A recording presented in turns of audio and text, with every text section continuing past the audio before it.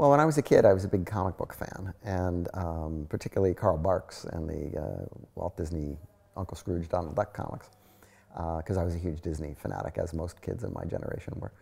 I drew my own comics. I had my own characters and made up my own stories. And my brother and my grandmother were the audience for that stuff. And I'd get up in the morning to draw, because that was the thing I liked. But the other thing I liked a lot was the movies. So I would go to Saturday matinees every Saturday, and I would go to Sunday matinees every Sunday. I was the only kid in town who went to all of the movies that played in the theaters. And some of the movies were adult and not very interesting, but a lot of the movies were westerns or science fiction movies, and they were very exciting. And I became this movie addict.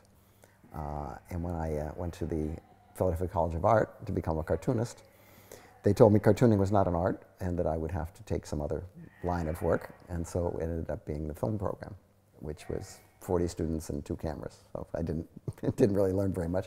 But I had a good teacher, a good film history teacher. He had a lot of old 16mm films. And I saw a lot of pictures. I saved all my money by not buying the books and not buying the paints that I was supposed to buy, and instead went to the grindhouses on Market Street in Philadelphia and just saw triple bills of movies for, I spent all my money on movies. So I became quite the movie fanatic. And when I got out of there, I took a job on a trade magazine, Film Bulletin, which was an exhibitor magazine, and I got to review movies from the late 60s, and in a somewhat more esoteric way than I think they usually were reviewed in the trades. And a friend of mine went to California to work for Roger Corman in publicity and asked me to come out and work in the trailer department. Now, I had never cut 35mm ever, but I had seen a lot of trailers and I'd seen a lot of movies. So I managed to get my first trailer, which was for Jonathan Demme's Caged Heat, on the boards. The picture made money, and all of a sudden it was like, well, let's hire this kid. You know, let's have a trailer department. So I and my friend Alan Arkish became the trailer department for New World Pictures, and we would do the trailers for all the pictures that were coming out in the early 70s. They were drive-in movies, exploitation movies, women in chains, biker movies, those kind of things. And then Roger got into distributing art films, and we ended up doing trailers for Fellini and for Truffaut, and it was quite an eclectic mix. And you learn a lot about what it takes to make a movie by doing a trailer, because trailers are cinematic haiku, where you have to take a scene that's like 2.5 minutes long, and you have to condense it down to its like maybe 3 or 4 shots. And in doing that, you realize, well, you didn't need this, and you didn't need that. You could do it with just from here to here. And so when I finally got a chance to actually direct a movie, along with Alan, it was called Hollywood Boulevard, and it was a comedy, a sex comedy, from a formula that Roger was using of 3 girls. They usually were nurses or teachers, and they would take off their clothes and get into trouble. And so we decided to make it about actresses. And because there was no money, and the bet was that it would be the cheapest movie that Roger had made at that company, we wrote the movie around footage from the movies that we had been cutting trailers for. So it was the story of a company called Miracle Pictures. If it's a good picture, it's a miracle. And our heroine comes from the Midwest, and she gets involved with these people, and they make all kinds of different movies because those were the kinds of pictures that we had the clips from. So they make Filipino war movies, because we have people shooting off guns in California, and then we cut to people falling out of trees in the Philippines. Death Race 2000 was a popular movie that Roger had made, so we put some of that in there. And there was a Big Bad Mama movie, which was you know, a Bonnie and Clyde ripoff picture, so that we put that in. And anyway, it was a pretty silly movie, but and it cost virtually nothing, but it was very educational, and I learned a great deal on it. And that's what led me to my second picture for Roger, which was Piranha, based on a not very good script that we called John Sayles in to rewrite, and this is his first script since making his own movies. And that turned out very well, and I started to sort of get on the map a little bit. And Roger had always said, if you make 2 pictures for me, they're any good, you will generally go on and make movies for other people. You won't have to work for me. But Roger was a great person to work for. He was very cheap, but very realistic, and knew all the answers. If you had a problem, you'd go to him, and he would tell you how to fix it, because he knew. He'd made all these movies. And I had been a fan anyway of his movies over the years. And so, because of the success of Piranha, I was asked to direct a picture called Jaws 3 People 0 at Universal, which never got made because it was a co-production between the National Lampoon and Zanuck and Brown, the people who had made the originals Jaws, of which they were very protective. And they didn't like the idea of making a comedy, much less an R-rated comedy, which is what the Lampoon people wanted. So there was a lot of tension about that movie, and it looked like for a while it might not happen. And my friend Mike Fennell, who had worked with me on the other two pictures, had gone to Avco Embassy to produce a picture called The Howling, which was losing its director. And he said, you know, this picture, yeah, I don't know if your movie's going to fall apart or not, but you know, if you come over here, you could do a werewolf movie. And I really couldn't deny that I always wanted to make a werewolf movie. And as it turns out, the other pictures started to fall apart, and I just jumped ship, and I just went over and made The Howling, which turned out to be, again, a good decision, because it was a surprise hit, not made for very little money. And it was a postmodern werewolf movie. It was the first movie in which the characters knew as much as the audience about the subject and didn't have to go to the old doctor and say, explain to me what a werewolf is, and then the audience goes out for popcorn because they already know what a werewolf is. So in this case, we had self-aware characters, which then became a trope in the industry, because the Scream movies and, you know, characters that are using the fact that everybody knows what these movies are. But this was the first time it was done. And we had some great makeup effects by Rob Bottin, and the picture did very well. And that led me to be discovered, quote unquote, by the studios. Steven Spielberg, it turned out, had seen The Howling and hired the lead actress to play E.T.'s mother.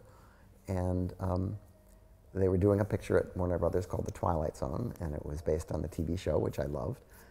And there were different segments, and John Landis was doing one, Spielberg was doing one, and they asked me to do one, which was a big breakup for me. And then George Miller walked into the office one day just to say hello, and Steven said, oh, let's have George do one too. And I thought, I wonder how many more people are going to walk into this office, and how long is this movie going to be? Anyway, there was the accident that took place, which hobbled the movie quite a bit. But nonetheless, George and I managed to make our episodes completely free of studio interference, because it was kind of a hot potato, and they didn't really want to say that they were involved or responsible for it. And we thought, what a great deal this is. We got this big crew and these big sound stages and all this professional quality, and everybody's leaving us alone. This making movies in Hollywood is really great. It turned out that wasn't really the case. It's not really how movies are made in Hollywood. But on our next assignments, which were both George's and mine, were for Warner Brothers, we discovered that there's a bit more overseeing that goes on feature films than we were led to believe the first time. So the one thing you have to remember about directing is that the only thing that's important is what happens between when you say action and when you say cut. If it's an expensive movie, there's a lot of time between it. If it's a cheap movie, there's only a little time between it, and you have to be running around. But the important part is the part where the camera's on and the actors are acting, and that's what you have to focus on. And it's fun doing cheap movies because it's very fast and there's a lot of adrenaline and you make quick decisions. I've done movies that took a year and a half. It can be very lugubrious. It sometimes looks like there's no light at the end of the tunnel, especially if it's a complex effects movie, because the effects take time, and you have to kind of keep psyching yourself up to be, you know, into the moment, because there's just so much time wasted on waiting for paint dry. But of the two, I think I probably prefer the faster one.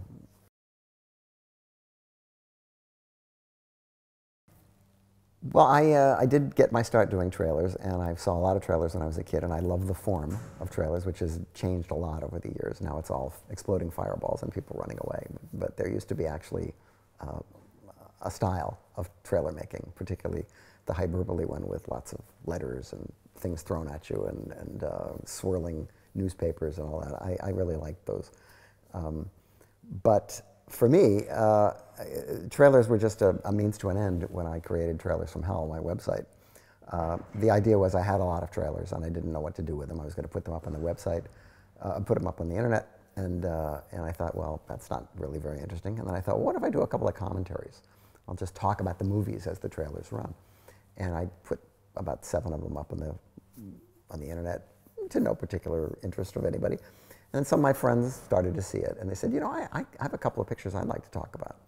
And it sort of grew into, from the first 7 trailers into now almost 2,000 trailers that we have on the site, with about 40 different commentators, you know, other directors, writers, makeup people, very well-known people who love movies. And what they really are trying to do is to curate, for people who don't get to see a lot of old movies, things to look for. When I grew up, there were movies all over the place. There were movies on TV, there were movies in the middle of the night, and then gradually that all went away. And so now, particularly for kids, there's no place to see these movies. There's like 1 or 2 channels. The Turner Classic Movie channels are one of the few channels that actually run a lot of old movie classics. But for the most part, a lot of people just aren't familiar with these movies, even the better known ones. And it seemed to me that it's such an important part of our history and of our literacy to be able to have a background in motion pictures and who made them, that this was the least I thought I could do, was to just put something out there that would educate people and entertain them, because you know, they're only 3 minutes, so it's not an attention span problem. And there's been a lot, there are all kinds of movies. They started out just being horror movies, but now it's runs the gamut of everything from foreign art films to anime, or I mean, any kind of movie that you can think of. And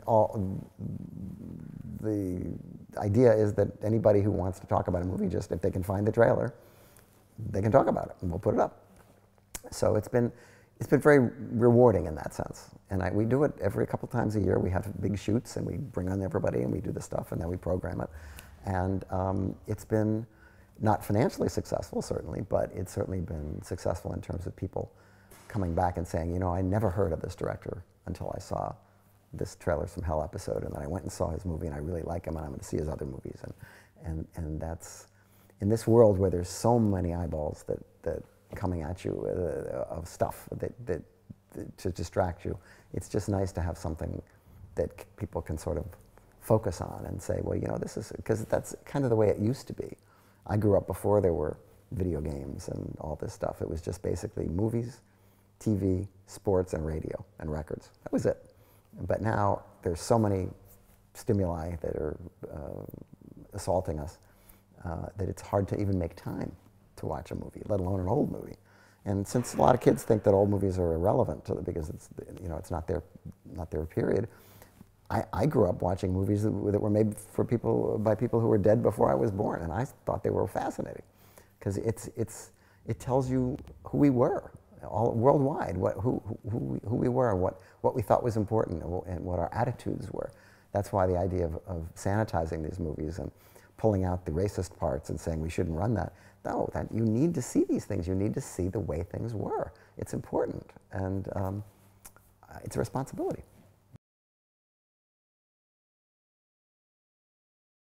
Well, I know kids aren't exposed to it very much, but whether they get it when they are exposed to it, it depends on the individual kid, obviously, and what where their interests lie. But, you know, we do have a lot of movies, particularly from the 80s, that are now very popular, more so than they were theatrically in the 80s. And partly it's because the people who saw them when they were new are now older. Some of them have their own kids, and they tend to show their own kids the things that they like. I mean, The Wizard of Oz gets shown to every kid because it's a wonderful movie, and it takes place in a dream world, so it's not dated. And there are just certain movies, the Disney cartoons, movies that are constantly in people's zeitgeist, in their minds, and they're classics. They stick with us, and some are better known than others. And I think even movies that aren't classics can be very important. Well, the 80s movies today are what the 50s movies were to my generation. You know, when we got into the 80s, we were nostalgic for the 50s. Hence shows like Happy Days, and the science fiction movies of the 50s that we really liked and became somewhat classical and often were remade later. So the 80s to this generation seems to be some sort of magical period, which it really wasn't. The fashions were pretty embarrassing, and some of the music is a little embarrassing. But a lot of the movies have had enough staying power for TV shows like Stranger Things to just basically pull out the tropes of the 80s and just bring them up and present them as new. And because they still work the way they did then, it proves that there must have been something good going on then, you know, because they get pretty specific in their ripoffs on that particular show.